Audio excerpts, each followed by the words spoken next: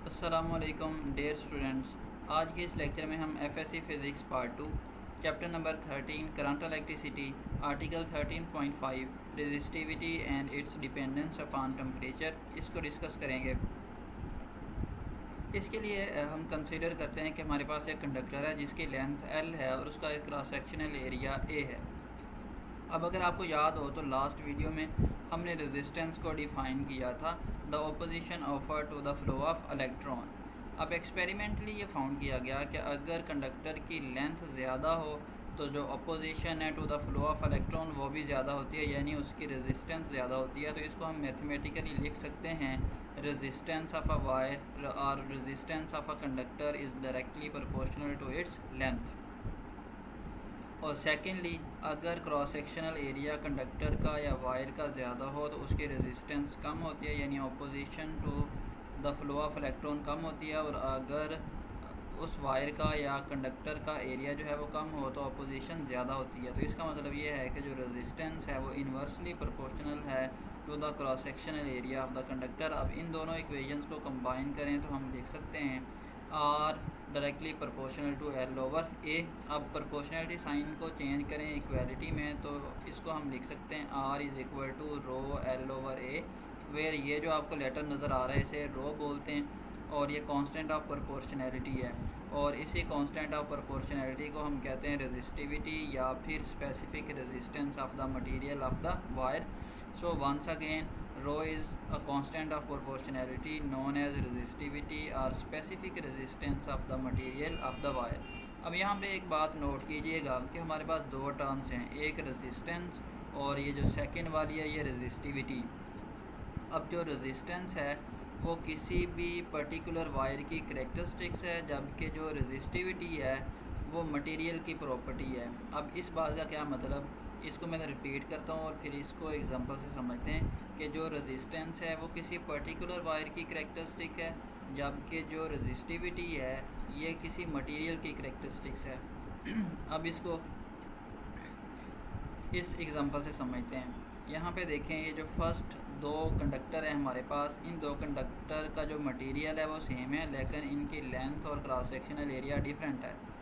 तो अभी हमने बात की कि जो रेजिस्टेंस है वो किसी पर्टिकुलर वायर या किसी पर्टिकुलर कंडक्टर की करेक्टरिस्टिक्स है। तो अब चूँकि इन दो कंडक्टर्स का लेंथ और क्रॉस सेक्शनल एरिया डिफरेंट है तो इनकी जो रेजिस्टेंस है वो डिफरेंट होगी, लेकिन चूँकि इनका मटेरियल सेम है तो इनकी जो रेजिस्टिविटी की वैल्यू है वो दोनों के लिए सेम होगी। अब इस फर्स्ट और लास्ट वाले कंडक्टर को अगर आप देखें तो इसकी लेंथ और क्रॉस सेक्शनल एरिया इन दोनों का सेम है, लेकिन मटेरियल डिफरेंट है। तो मटेरियल डिफरेंट होने की वजह से जो रेजिस्टिविटी की वैल्यू है वो भी डिफरेंट होगी। अब इसी इक्वेशन को अगर हम थोड़ा सा रीअरेंज करें तो हम यहाँ से रेजिस्टिविटी को लिख सकते हैं rho is equal to R A over L. अब हम रेजिस्टिविटी को डिफ़ाइन करते हैं। इसको डिफ़ाइन करने के लिए हम कंसीडर करते हैं कि हमारे पास जो कंडक्टर है, इस कंडक्टर की लेंथ जो है, इस कंडक्टर की लेंथ वो 1 मीटर है और इसका जो क्रॉस सेक्शनल एरिया है इस कंडक्टर का, जो क्रॉस सेक्शनल एरिया है वो 1 मीटर स्क्वायर है। तो इसका फिर जो वॉल्यूम बनेगा इस कंडक्टर का वो बनेगा 1 मीटर क्यूब, क्योंकि वॉल्यूम जो है वो length into cross sectional area को मल्टीप्लाई करवाने से आता है, तो वॉल्यूम बनेगा 1 मीटर क्यूब। तो अगर हम यहाँ पे ये वाली वैल्यू सब्सिट्यूट करें कि लेंथ जो है वो 1 मीटर है और cross sectional area 1 metre square है, तो इस इक्वेशन से हम देख सकते हैं कि हमारे पास जो स्पेसिफिक रेजिस्टेंस या रेजिस्टिविटी है वो आर के इक्वल आती है। कब? तब जब इस कंडक्टर का जो एरिया या इस वायर का जो एरिया वो 1 मीटर क्यूब हो। तो यहाँ से हम रेजिस्टिविटी को डिफ़ाइन कर सकते हैं द रेजिस्टेंस। अब ये देखें, जो रेजिस्टिविटी है वो रेजिस्टेंस के इक्वल आ रही है। कब? जब इस कंडक्टर का जो एरिया वो 1 मीटर क्यूब है। The resistance offered by the metre cube of a material is called resistivity. अब इसके ऐसे यूनिट देखते हैं, आर यानी रेजिस्टेंस का ऐसे यूनिट ओम है, एरिया का मीटर स्क्वायर है और लेंथ का मीटर है। इसको सिंप्लीफाई करें तो इसके यूनिट हमारे पास बनते हैं ओम मीटर। अब यहाँ पे हम एक और क्वांटिटी डिफ़ाइन करते हैं जो कि डिस्क्राइब करती है electrical properties of the material को, और वो है कंडक्टेंस। अब कंडक्टेंस क्या है, वो रेसिप्रोकल है रेजिस्टेंस का। रेजिस्टेंस है opposition offer to the flow of electron, और फिर कंडक्टेंस चूँकि इसका रेसिप्रोकल है तो इसका अपोजिट होगी, यानी किस एज के साथ, किस आसानी के साथ इलेक्ट्रॉन किसी मटेरियल में से फ़्लो कर सकते हैं। तो अब इसका ऐसा यूनिट देखते हैं कंडक्टेंस का, तो वो इक्वल होगा reciprocal of unit of resistance. Resistance के यूनिट होते हैं ओम, तो जो इसका यूनिट है कंडक्टेंस का वो है मो, MHO, जो कि आप यहाँ से अगर आप देख सकते हैं कि ओम को हम OHM लिखते हैं, तो इसका जो रेसिप्रोकल लें तो इसको हम कहते हैं मो, MHO, यानी इनकी जो अरेंजमेंट है इन लेटर की वो चेंज कर देंगे, या इसको सीमन भी बोलते हैं। अब जैसा कि अभी हमने कंडक्टेंस को डिफ़ाइन किया, वो था रेसिप्रोकल ऑफ रेजिस्टेंस। अगर हम रेजिस्टिविटी का रेसिप्रोकल लें तो उस टर्म को हम बोलते हैं कंडक्टिविटी, और फिर कंडक्टिविटी क्या होगी, रेसिप्रोकल ऑफ रेजिस्टिविटी। तो अब इसका यूनिट देख लेते हैं। इसका जो यूनिट है कंडक्टिविटी का वो रेसिप्रोकल होगा unit of resistivity. Unit of resistivity अभी हमने फाइंड किया था जो कि ओम मीटर है, तो इसका रेसिप्रोकल अगर हम लें तो हमारे पास ये आता है ओम इनवर्स मीटर इनवर्स, यानी रेजिस्टिविटी का यूनिट ओम मीटर है तो इसका जो इन्वर्स होगा वो होगा ओम इनवर्स मीटर इनवर्स, या फिर इसको मो मीटर इनवर्स भी बोलते हैं।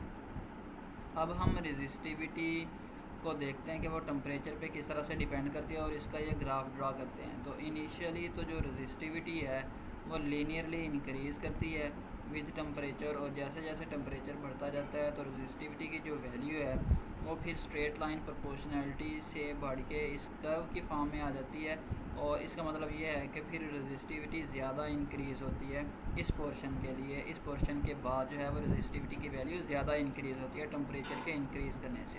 ऐसा क्यों है? इसकी वजह यह है कि हमें पता है जो रेजिस्टेंस है वो इलेक्ट्रॉन जब कोलाइड करता है एटम्स के साथ लेटस में, तो उस वजह से होती है। अब अगर टेम्परेचर को इंक्रीज़ कर दिया जाए तो जो एटम्स हैं उनकी जो वाइब्रेशन है उनका एम्पलीट्यूड ज़्यादा हो जाता है, तो जो इलेक्ट्रॉन्स को अपोजिशन है, यानी ये जो कोलाइड करता है, कोलिजन का जो क्रॉस सेक्शन है वो भी ज़्यादा हो जाता है, तो इस वजह से जो रेजिस्टिविटी है वो भी इंक्रीज़ हो जाती है विद इंक्रीज़ इन टेम्परेचर। अब हम डिफ़ाइन करते हैं टेम्परेचर कोफिशिएंट ऑफ रेजिस्टेंस। तो टेम्परेचर कोफिशिएंट ऑफ रेजिस्टेंस को डिस्क्राइब करने के लिए हम कंसीडर करते हैं कि हमारे पास एक कंडक्टर है। इस कंडक्टर की जो रेजिस्टेंस है original resistance at 0 centigrade grade, उसको हमने R0 से जो है वो रिप्रेजेंट किया है। तो अब अगर इसका टेम्परेचर इंक्रीज़ करेंगे तो अभी हमने देखा कि जैसे टेम्परेचर इंक्रीज़ करेंगे तो रेजिस्टेंस इंक्रीज़ होगी। तो लेट से अगर हमने टेम्परेचर को T कर दिया है 0 सेंटीग्रेड ग्रेड से, तो फिर इसकी जो रेजिस्टेंस है उसको हम कह देते हैं कि वो RT है।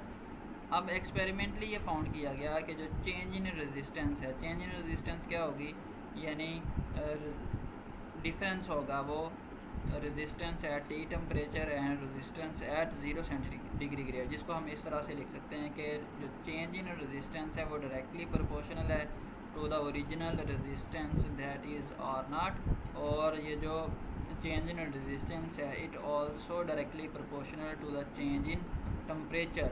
तो जो चेंज इन टेम्परेचर है उसको हम क्या देते हैं डेल्टा T, यानी 0 सेंटीग्रेड ग्रेड से T सेंटीग्रेड ग्रेड तक हमने चेंज किया है, तो वो जो चेंज है वो डेल्टा T है। अब इस इक्वेशन को अगर 1 कहें और 2 कहें इसको, तो इन दोनों इक्वेशन को कंबाइन करें तो हम लिख सकते हैं जो रेजिस्टेंस का डिफरेंस है यानी RT माइनस R0 वो प्रोपोर्शनल है इन दोनों के, डायरेक्टली प्रोपोर्शनल है ओरिजिनल रेजिस्टेंस के और चेंज इन टेम्परेचर के। अब यहाँ पे अगर हम साइन ऑफ प्रोपोर्शनैलिटी को चेंज करें इक्वलिटी में, तो यहाँ पे जो कांस्टेंट ऑफ प्रोपोर्शनैलिटी आता है उसे अल्फ़ा से डिनोट करते हैं, और इसी इक्वेशन को थोड़ा सा रीअरेंज करें तो हम इस तरह से लिख सकते हैं RT minus R0 over R0 into delta T। अब ये जो टर्म जिसको इनक्लोज किया है ये टर्म बन रही है फ्रैक्शनल चेंज इन रेजिस्टेंस, और टेम्परेचर के साथ डिवाइड करें तो इसको हम रेट कर सकते हैं fractional change in resistance per kelvin rise in temperature, और इसी को हम बोलते हैं टेम्परेचर कोफिशिएंट ऑफ रेजिस्टेंस। अब इसको डिफाइन भी कर लेते हैं, the fractional change in resistance per kelvin rise in temperature या per kelvin temperature is known as temperature coefficient of resistance. It is represented by alpha. अब यहाँ पे एक बात गौर कीजिएगा कि जो फ्रैक्शनल चेंज है वो एक्चुअली क्या होती है, वो जो डिफरेंस है उसको हम डिवाइड कर दें ओरिजिनल वैल्यू से तो हमारे पास फ्रैक्शनल चेंज आती है, और टाइम जो चेंज इन टेम्परेचर से डिवाइड कर दिया तो हमारे पास ये जो बनती है fractional change in resistance per kelvin rise in temperature. तो इसी को हम कहते हैं टेम्परेचर कोफिशिएंट ऑफ रेजिस्टेंस। अब इस बात का मतलब क्या है, इस बात का मतलब ये है कि अगर हम इस कंडक्टर का जो टेम्परेचर है वो 1 केल्विन चेंज करें तो इसकी जो रेजिस्टेंस में कितना फ्रैक्शनल चेंज आएगा उसी को कहते हैं टेम्परेचर कोफिशिएंट ऑफ रेजिस्टेंस। जैसा अभी हमने टेम्परेचर कोफिशिएंट ऑफ रेजिस्टेंस को डिफ़ाइन एंड डिस्क्राइब किया, इसी तरह से टेम्परेचर कोफिशिएंट ऑफ रेजिस्टिविटी को भी हम डिफ़ाइन कर सकते हैं। इसके लिए हम उसी रिलेशन को यूज़ करते हैं जो कि अभी हमने डेवलप किया था, ये वाला relation rho is equal to R A over L, या ये इस रिलेशन को R is equal to rho L over A. तो अभी हम आर की जो वैल्यू है यानी आर नाट और आर टी की वैल्यू को इस इक्वेशन में सब्स्टिट्यूट कर देंगे तो हमारे पास जो टेम्परेचर कोफिशिएंट ऑफ रेजिस्टिविटी की वैल्यू आ जाएगी। कैसे इसको करके देखते हैं, यहाँ पे देखें जो आर नाट है, आर नाट क्या है, resistance at 0 centigrade is equal to R naught L over A, और जो टी आर टी है वो रेजिस्टेंस है एट टी टेम्परेचर और या एट टी सेंटीग्रेड वो इक्वल है रो टी एल ओवर ए। इन दोनों इक्वेशन को यानी आर नाट और आर टी की वैल्यू को अगर हम इस इक्वेशन में पुट करें और सिंप्लीफाई करें तो हमारे पास जो आंसर आता है वो कुछ इस तरह से आता है रो टी माइनस रो नाट ओवर रो नाट इंटू टी। अब यहाँ पे देखें कि ये जो टर्म बन रही है ये जिसको मैं इनक्लोज कर रहा हूँ यहाँ पे, ये बन रही है फ्रैक्शनल चेंज इन रेजिस्टिविटी, और चूँकि चेंज इन टेम्परेचर के साथ डिवाइड किया है तो ये फिर बन जाएगी फ्रैक्शनल चेंज इन रेजिस्टिविटी पर केल्विन राइज इन टेम्परेचर। तो इसी को हम बोलते हैं कोएफिशिएंट ऑफ रेजिस्टिविटी, और इसको डिफ़ाइन करते हैं फ्रैक्शनल चेंज इन रेजिस्टिविटी पर केल्विन टेम्परेचर या per kelvin rise in temperature, और इसी को कहते हैं टेम्परेचर कोएफिशिएंट ऑफ रेजिस्टिविटी। कुछ मटेरियल्स ऐसे होते हैं जिनकी जो रेजिस्टेंस है वो डिक्रीज़ करती है जैसे टेम्परेचर इंक्रीज़ होता है। तो इसका मतलब ये है कि अगर हम इस इक्वेशन पे गौर करें तो अगर तो रेजिस्टेंस जो है वो डिक्रीज़ करती है विद इंक्रीज इन टेम्परेचर, तो जो कोफिशिएंट ऑफ रेजिस्टेंस है इसकी वैल्यू नेगेटिव आएगी। तो कुछ मटेरियल के लिए हमारे पास जो कोफिशिएंट ऑफ रेजिस्टेंस है उसकी वैल्यू नेगेटिव आती है, और वो मटेरियल मोस्टली सेमीकंडक्टर होते हैं। तो इसको रीड भी कर लेते हैं। There are some substances like germanium silicon whose resistance decreases with increase in temperature. These substances have negative temperature coefficients. Thank you.